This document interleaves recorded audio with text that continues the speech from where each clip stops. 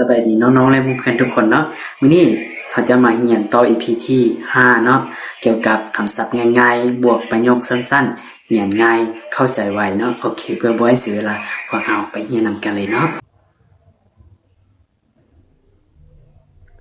โอเคเฮามาเบิ่งนำกันคำที่131เนาะ I help I help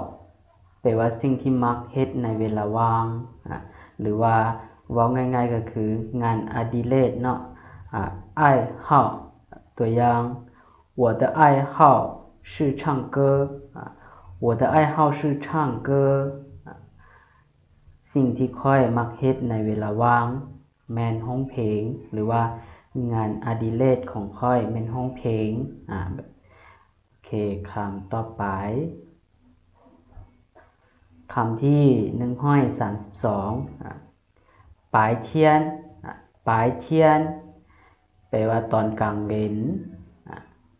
ตัวอย่างประโยค白天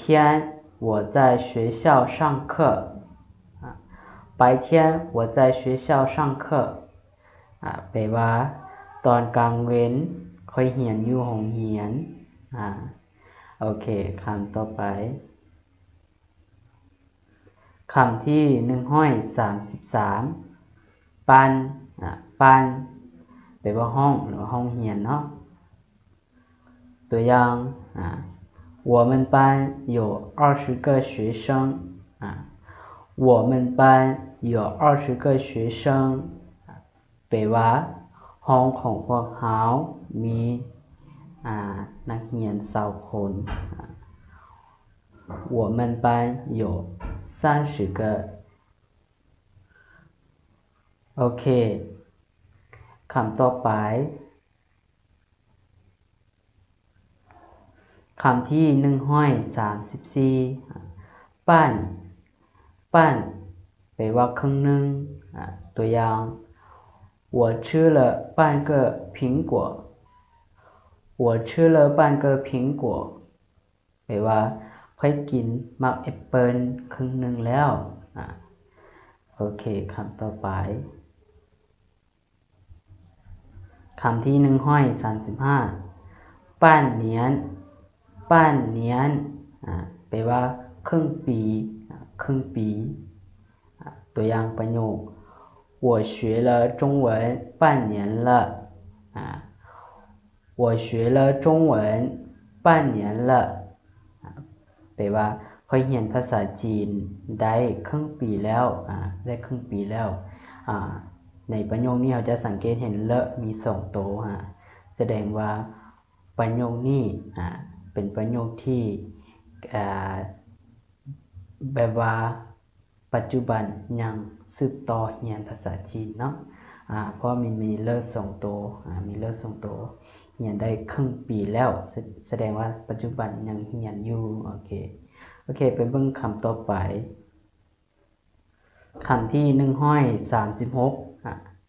ปังปังแปลว่าช่วยตัวอย่าง请帮我一下好吗请帮我一下好吗แปลว่ารบกวนช่วยค่อยแป๊บนึงได้บ่รบกวนช่วยค่อยแป๊บนึงได้บ่โอเคคำต่อไปคำที่137帮忙帮忙ความช่วยเหลือความช่วยเหลือตัวอย่าง谢谢你的帮忙谢谢你的帮忙แปลว่าขอบใจสำหรับความช่วยเหลือของเจ้าโอเคคำต่อไปคำที่138เป้าเป้าเป้าคำนี้มันจะแปลว่ากระเป๋าหรือว่า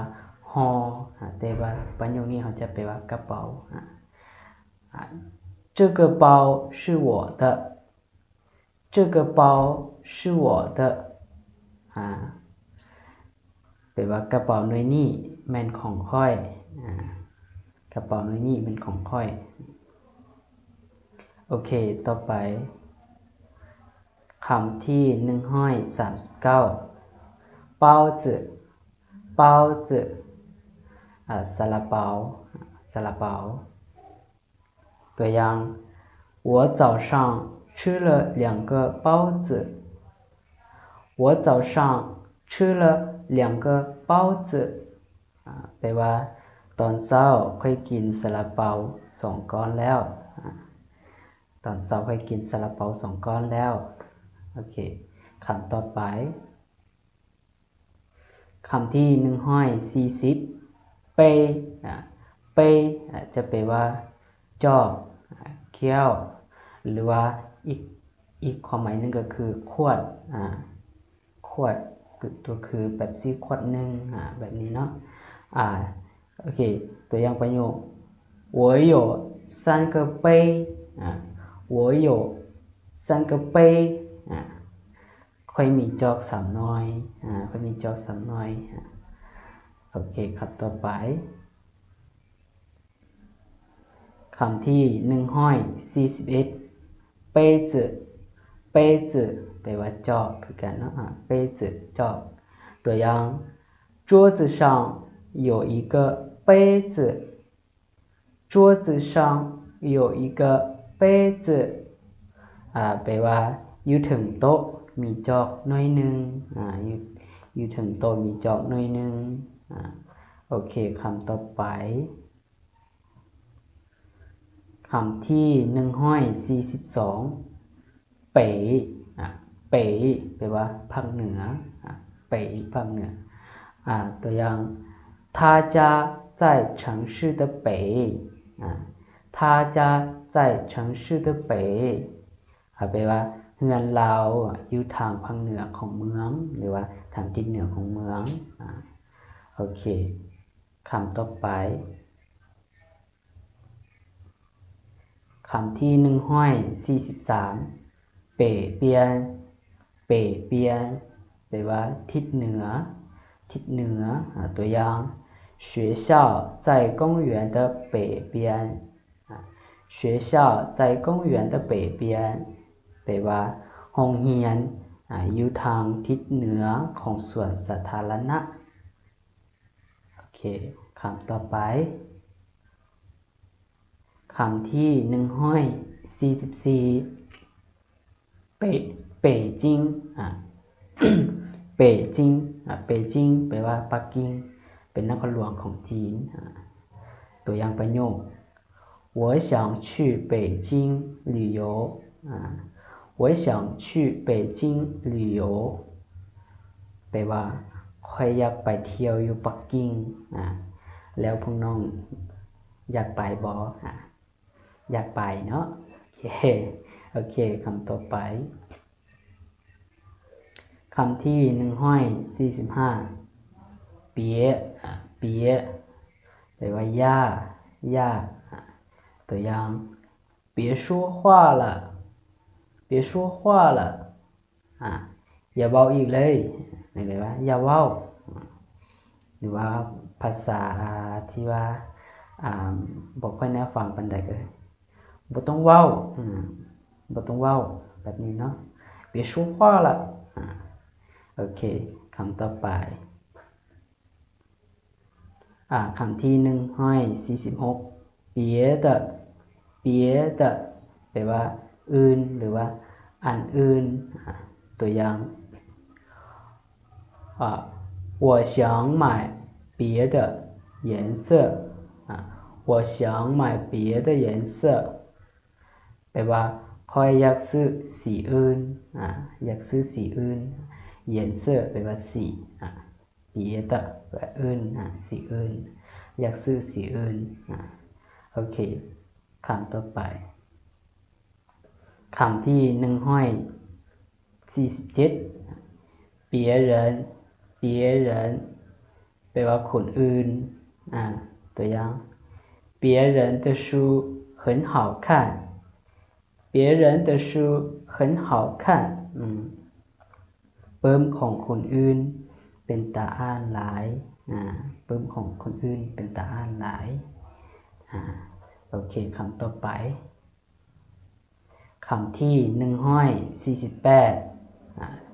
ปิ้งปิ้งแปลว่าไข้หรือว่าบ่สบายหรือว่าง่ายคือป่วยแหละตัวอย่างประโยค我今天有点病我今天有点病แปลว่ามื้อนี้ค่อยบ่ค่อยสบายมื้อนี้ค่อยบ่ค่อยสบายหรือว่ามื้อนี้ค่อยมีไข้ไปนี้ก็ได้โอเคคำต่อไปคำที่149ปิ้งเหรินปิ้งเหรินแปลว่าคนไข้ตัวอย่าง医生在看病人医生在看病人แปลว่าท่านหมอกำลังกวดคนไข้อยู่เวลานี้看病人看病人แปลว่ากวดเด้อเวลานี้เราจะบ่ได้ใช้คำว่าเบิ่งจะใช้คำว่ากวดคนไข้อยู่โอเคคำต่อไปคำที่150ปูตะบ่ใหญ่